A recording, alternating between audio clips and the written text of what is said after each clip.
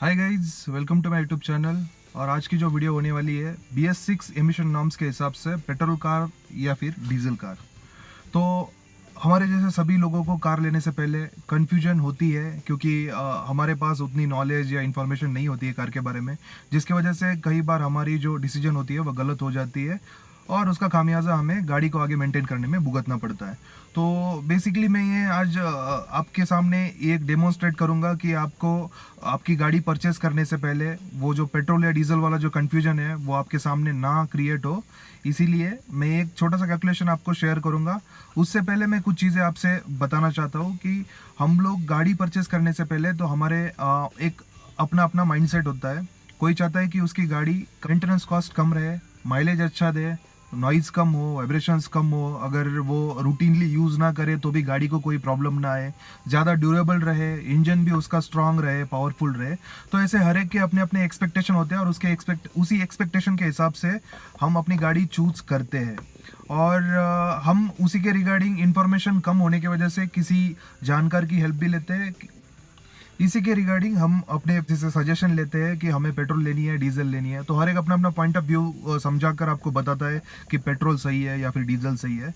तो इस कंफ्यूजन को दूर करने के लिए हम खुद ही अपना कैलकुलेशन अपनी रिक्वायरमेंट के हिसाब से अगर करें तो हमें कोई प्रॉब्लम नहीं होगी गाड़ी सिलेक्शन में, क्योंकि जो डिसीजन हम खुद लेते हैं वो डिसीजन अगर चाहे वो गलत हो या सही हो, हम अगर वो डिसीजन हमने खुद लिया है तो उसका बेनिफिट या उसका सेटिस्फैक्शन हमें खुद को होता है, ना कि हम किसी और को कोसेंगे। तो इसीलिए मैं एक कैलकुलेशन जो सिंपल सा कैलकुलेशन है आपको बताऊंगा, वो आप देखने के बाद आप खुद ही डिसाइड कर लो कि आपके लिए पेट्रोल सही रहेगा या डीजल सही रहेगा।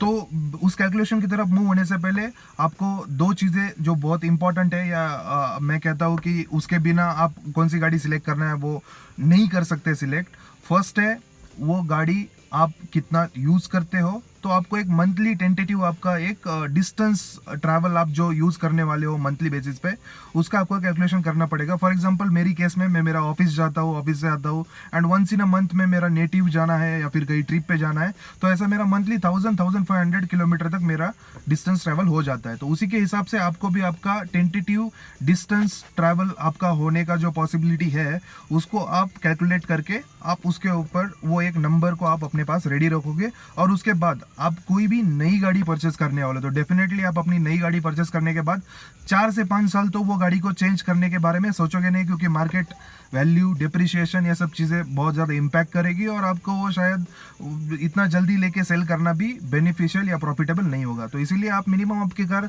4 से 5 साल यूज़ करते हो जनरली, तो मैं उसी हिसाब से 4, 5 साल, 6 साल का कैलकुलेशन आपको बताऊंगा। उस हिसाब से आप अपनी कार को आपकी रिक्वायरमेंट के हिसाब से आप डिसाइड कर लो कि आपको कितने टाइम के लिए यूज करना है। बेसिकली ये दो फैक्टर आप अपने साथ कैलकुलेट करके अपने पास रेडी रखोगे, सो दैट्स जो कैलकुलेशन मैं आपको बताऊंगा वो कैलकुलेशन देखने के बाद आपको इजी रहेगा। आप खुद ही डिसाइड करोगे कि आपको कौन सी कार लेना बेटर है। लेकिन जेन्युइनली मेरी सजेशन ये रहेगी कि आप कोई भी कार या कोई भी कार का ब्रांड सिलेक्ट करने से पहले सबसे इंपॉर्टेंट पैरामीटर होता है कि उस पर्टिकुलर ब्रांड की आपके एरिया में आफ्टर सेल सर्विस कैसी है। कहीं ऐसा ना हो कि आप ऐसी गाड़ी खरीद ले जिसकी सर्विस करने के लिए आपको 50-60 किलोमीटर या 70 किलोमीटर आउटसाइड दी आपके लोकेशन से जाना पड़े, जो आपके लिए बहुत इनकन्वीनियंट होगा।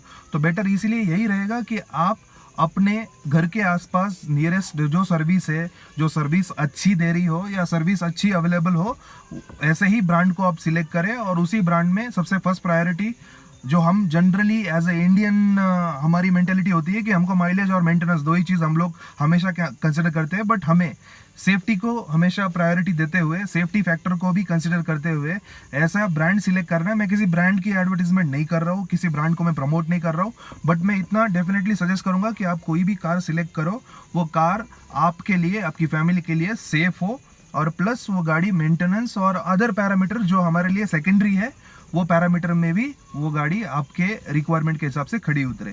तो आइए चलते हैं सीधा कैलकुलेशन के ऊपर, ताकि आपको समझ में आ जाए या आप खुद डिसाइड कर सको कि आपके लिए कौन सी कार लेना बेटर है। तो गाइज, जिस कैलकुलेशन के बारे में बात कर रहा था उस कैलकुलेशन से पहले मैंने एक वेरिएंट को कंसिडर किया है, जो है फोर्ड फीगो का ट्रेंड वेरिएंट पेट्रोल और डीजल में।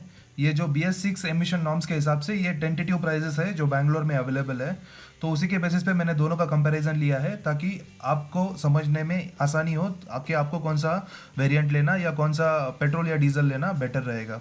तो Ford Figo petrol trend variant का ऑन रोड प्राइस बैंगलोर में है 6.88 लाख, जो अप्रॉक्सीमेट है। आपको प्राइसेस में थोड़ा बहुत वेरिएशन मिलेगा, बट ये अप्रॉक्सीमेट प्राइसेस है बेंगलोर के हिसाब से।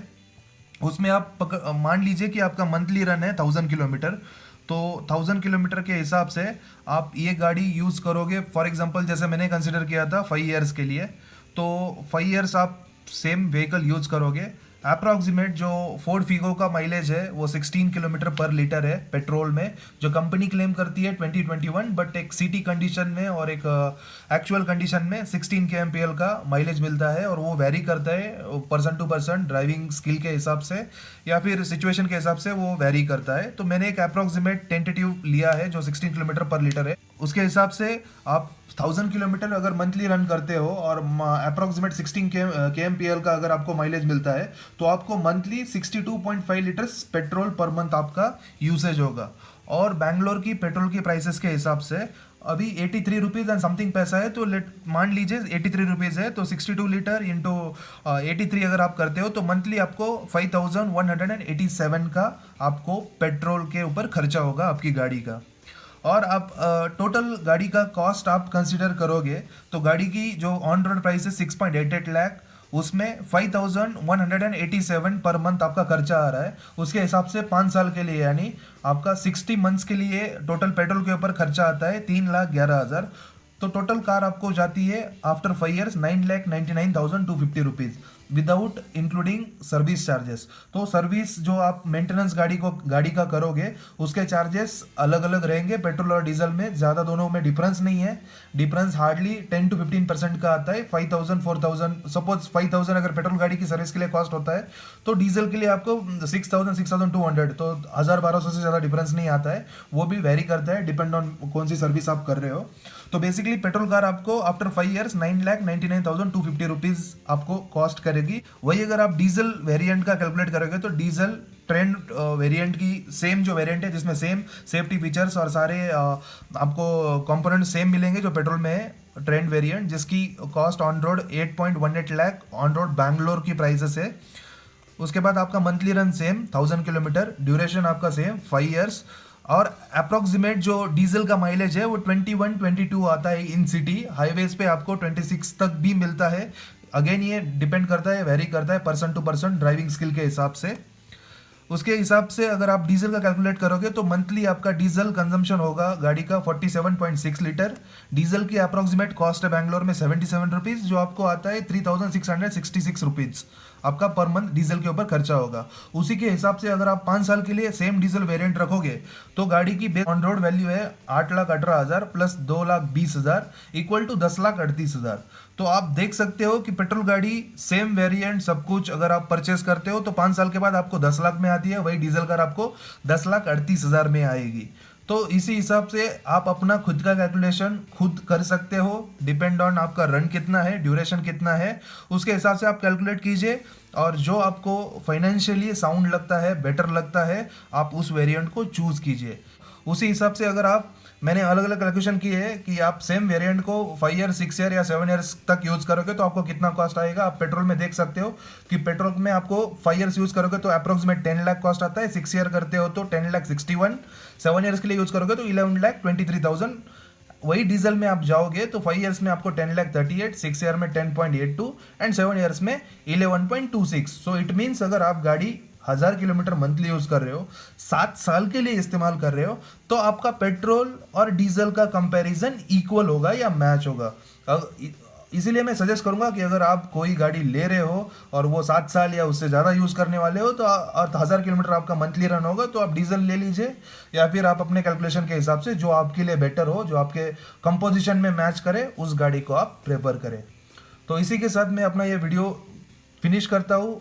आई होप ये वीडियो आपको पसंद आ गया होगा और आपके जो भी डाउट्स है वो क्लियर हुए होंगे। अगर आपको कोई भी डाउट्स होता है तो आप मुझे कमेंट सेक्शन में आप कमेंट कर सकते हो, मैं उसी हिसाब से आपको आपके कमेंट को रिप्लाई करूंगा। I hope you like this video, do subscribe my channel. Thank you for watching.